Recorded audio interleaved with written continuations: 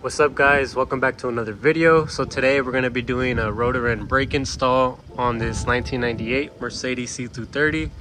So there's not that many videos out there. That's the reason why I'm making this video. And I did buy everything off Rock Auto. It was under 200 bucks.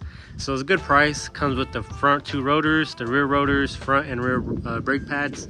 Comes with new bolts for the calipers and the brake pad sensors. So these are important. Don't forget to get these if you know you're going to do this install as well. And I'm also going to do a brake fluid flush, so stay tuned for that. So the first thing you're going to want to do is remove this brake sensor. So I actually did not remove it. It was just, it's not connected no more because as you can see the brake pad is basically gone. So this indicator will light up on the car and tell you that you need to replace your brake pads. And so my ABS is on, and usually I can't even put it in there, but it's in here and you just pull it out, and then from there we can get this caliper off. All right guys, so in order to take the caliper bolt off, to loosen the bolt, it's a 13 millimeter, but you're gonna have to use a 16 millimeter wrench to hold this in place. That way you can loosen the rest of the bolt. So same thing that you did up here, you're gonna wanna do to this one, and then from there the whole caliper should just come right off. Then after you move the caliper, you're gonna wanna compress the piston, and I'm just using the old brake pad to compress it right here. After you compress the piston, you're gonna wanna remove the back piece to the caliper. So it's an 18 millimeter up here and an 18 millimeter down here. Take those off, and then this whole piece should come right off. After you guys do that, you're gonna wanna use this 5 millimeter hex, put it in there if you have this. If not, you can just hammer this rotor right off and it should come right off, no problem. But if you do have this, make sure to take this off first. And just like that guys, with this little bolt removed, the rotor just slides right off. So now you don't have to do this, but if you want to, you know, you can get a wire brush, clean this all up, and then install your new rotor. So I'm gonna go ahead, clean this up to the best of my ability, and we're gonna go ahead and put the brand new rotor on, basically reverse the process, and then I'll show you guys how to do the rear right after. As you guys can see, got the rotor on. I did use the little nut to hold it into place. I am gonna use some brake cleaner and gonna get this thing cleaned up, ready to go.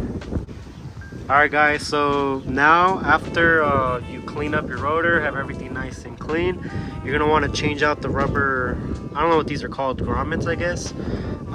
So the kit comes with brand new ones. I'm gonna take these off, put the new ones, and instead of using the old bolts, I'm gonna use these brand new ones that go into here. So yeah, it has a little Loctite already, so you don't have to really do any of that. You just have to torque it down to spec and you'll be good. So I'm gonna go ahead and do that and put everything back on. Alright guys, so I put the new grommets on. I already bolted down the caliper bracket. Now I'm gonna put the brand new brake pads. So let me show you how to do the sensor right now. Alright guys, so the brake pads are in, and now in order to do the brake sensor, it's very easy. All you do, pull it out. That is it. Goodbye to the old sensor. And then I got a brand new one here. And all you do is put it back in the hole right there, and you connect that piece down there to this right here. That's where the sensor goes. So let me show you what that looks like. So you guys get a better understanding, this little hole thing or stick goes into that little hole, and you just stick it in there like that. So as you can tell by the old one, it was broken off, so that's why my ABS light was on as well, and the pads were worn. Okay, guys, so basically it just goes in there like that, and you just clip it in, you'll hear it, and then that's it. It's already in there. Once you do that, connect this piece into here, push it all the way in, and that's it. That's the brake sensor, very easy. Finally, we're done with the front. I'm gonna go ahead and do the other side, and then I'll show you guys how to do the rear. All right guys, so the worst thing that could have happened. Both of them snapped. As you can see, one up here, one down there. What I'm gonna try to do is use these lock pliers to go on the nut And then with the 16, I'm gonna hold this down and we're gonna try to take off the little thing. Hopefully this works. If not, this is gonna be a real pain in the ass. You know, sometimes there's nothing you can do. Shit happens. It was rusted on there, so it was gonna happen regardless of whether I use an impact or, you know, I just used this 13 and it snapped. So hopefully I can get it out. I'll get back to you guys. All right guys, so luckily the plier tool worked and I was able to get both these little pieces off right there.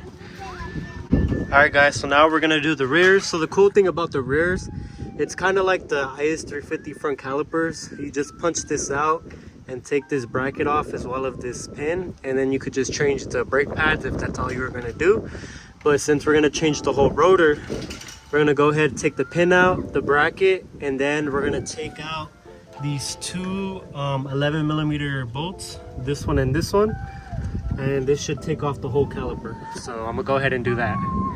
Okay guys, and just like that, got the bracket, the pin, the brake pads out, and now I'm gonna remove the 11mm bolts.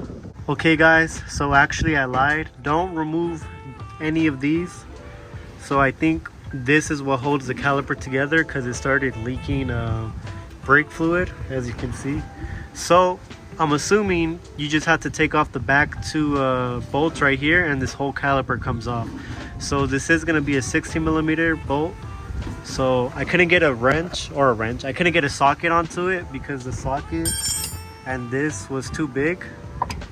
So I ended up using this wrench right here, and you should be able to just, I already have it loose, but with enough force you can break it loose. So just take those two bolts off and that's it for the rear, and I'll show you what to do next.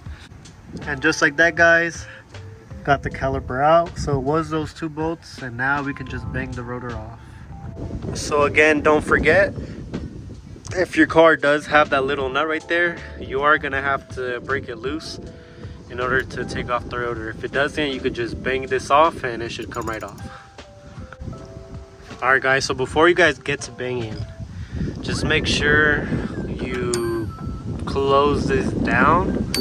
So basically, with the rotor on, because I already banged the shit out of it, luckily I didn't damage anything, but with the rotor on, you're gonna wanna go this way and push this down. I can't do it no more because that's as much as it gets, or as much as it goes, I mean. So all the way down, and then this should tighten it or close it so you can put the new rotor on. That way, after you do that, then you could bang it off. So I was banging the shit out of it and it wouldn't want to come off, and it was because this thing was expanded basically. But luckily I didn't break anything. So on the other side, I'll show you guys what I mean. All right guys, and just like that, I got the caliper on, put the brake pads in, and now these are the old ones, but the kit does come with new hardware, so I'm going to use this hardware, and I'll let you guys know what it looks like after I install it. And just like that guys, that's what it looks like with the new hardware. So that's it for the install. Alright guys, so like I said, I was going to do this side and show you guys. So basically, you guys can't see anything because the flash isn't on, but you can see the little thing right there, and basically you can hear it move. I did all of it already, but you just go this way, swipe towards you basically, and then it should be pushed all the way inside. Then take this off, and then you can hammer it and it comes right off. That way you guys don't damage anything.